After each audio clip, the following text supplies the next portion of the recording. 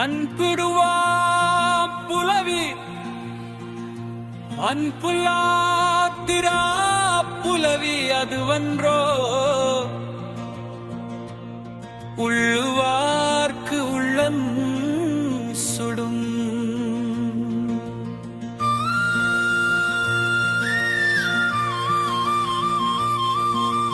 பொருள் காதலனை தழுவாமல் சற்றே ஒதுங்கி நிற்கும் அந்த சிறு உடல் இருக்கிறதே,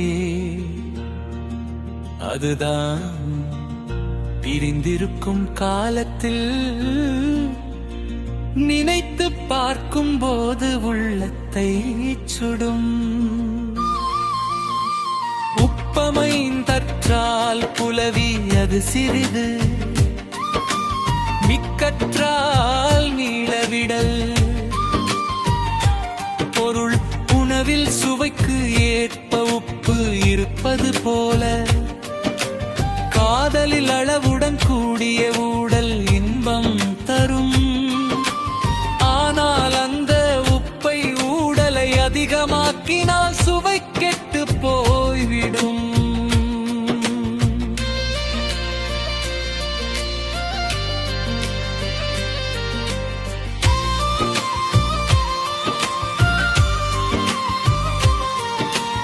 அலந்தாரை அல்லல் நோய் செய்தற்றால் தம்மை புலந்தாரை புல்லாவிடல்.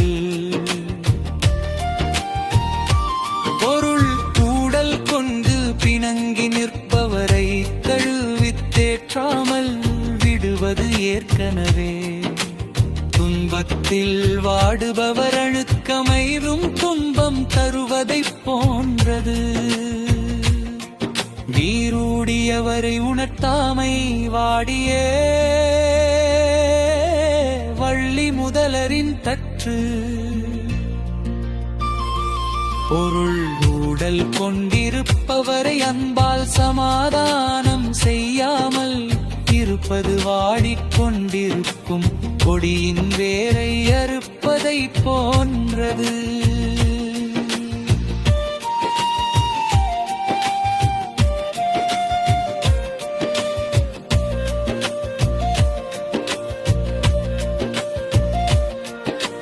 நலத்தகை நல்லவர்க்கு ஏறாங்கும் பந்தம் புலத்தகை புகழார் மனத்து.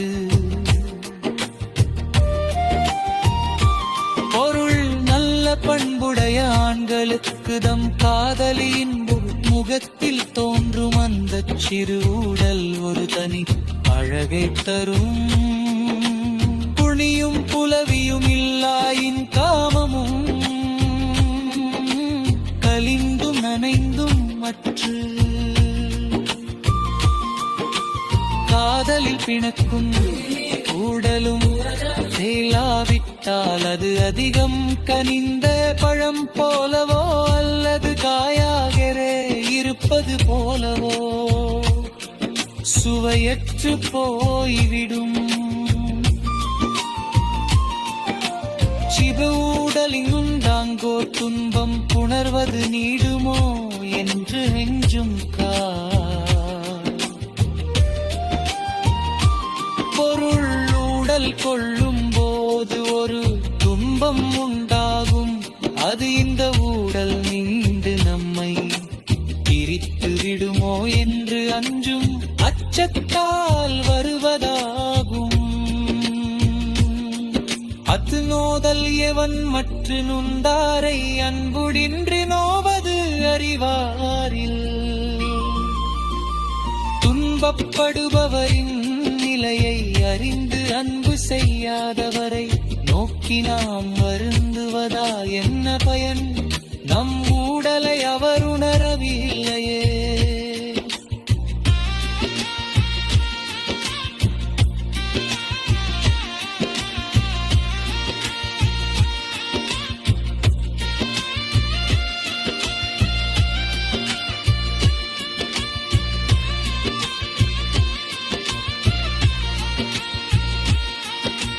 நீரும் நிழலது இனிதே புலவியும் வீருணல் கண்ணே இனிந்து.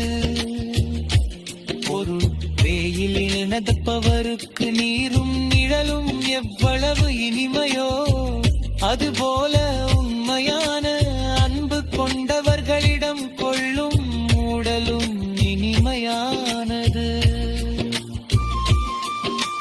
கூடல் என ஒன்று இல்லையாயின் காமம் கூடல் என ஒன்று.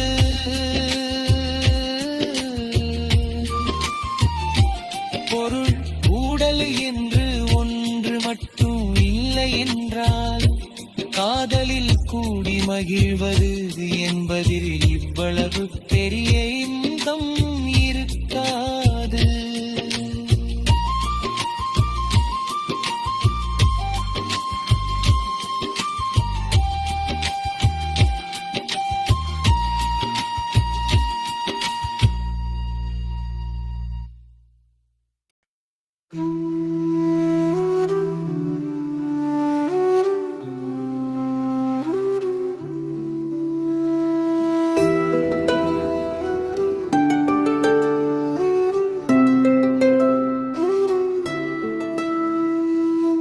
இளத்தின்வான் புலவி அன்புல்லாற்றால புலவி அதுவன்றோ உள்ளுவார்க்கு உள்ளம் சுடும்.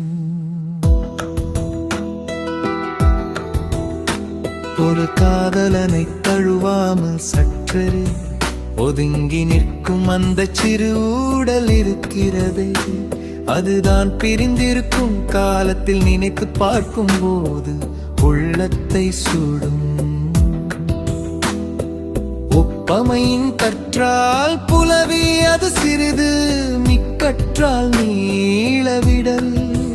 பொருளுணவில் சுவைக்கு ஏற்ப உப்பு இருப்பது போல காதலில் அளவுடன் கூடிய ஊடல் இன்பம் தருமானால் அந்த உப்பை ஊடலை அதிகமாக்கினால் சுவை கெட்டு போய்விடும். அலந்தாரை அல்லல் நோய் செய்தற்றால் தம்மை புலந்தாரை புல்லாவிடல். பொருள் ஊடல் கொண்டு பிணங்கி நிற்பவரை தழுவி இறக்காமல் விடுவது ஏற்கனவே துன்பத்தில் வாடுபவர் கள்ளுக்கு மேலும் துன்பம் தருவதை போன்றது.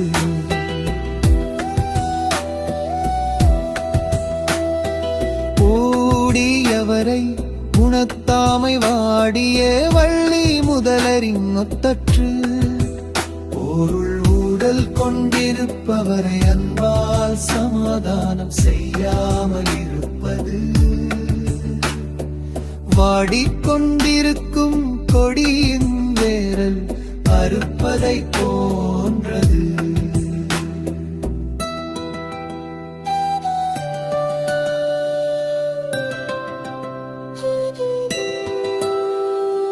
நலத்தகை நல்லவர்க்கு ஏறகும் தம்தம் புலத்தகை புகழார் மனத்து. பொருள் நல்ல பண்புடையான் மழுக்கு தம் காதலியின் முகத்தில் தோன்றும் அந்த சிறு ஊடல் ஒரு தனி அழகை தரும்.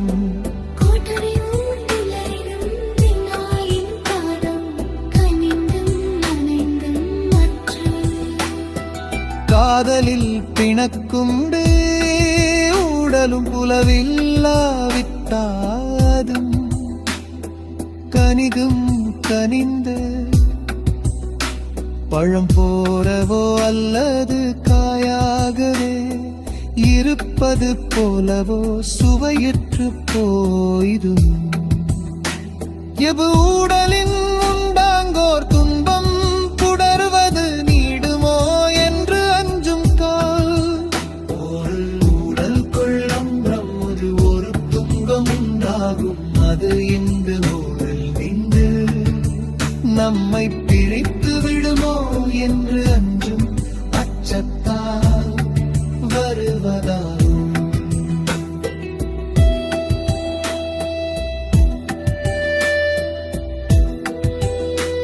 அத்னோதல் எவன் மற்ற நுந்தாரை அன்புடின்றி நோவது அறிவாரில்.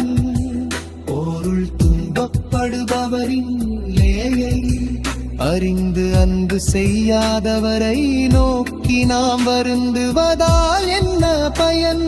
நம் உடலை அவர் உணரவில்லையே.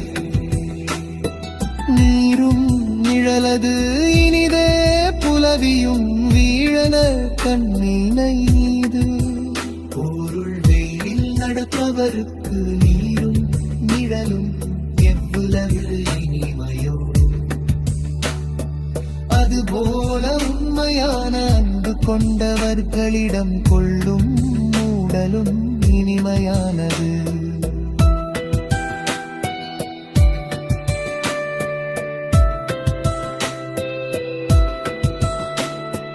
கூடல் என ஒன்றும் இல்லையாயின் காமம் கூடல் என ஒன்று.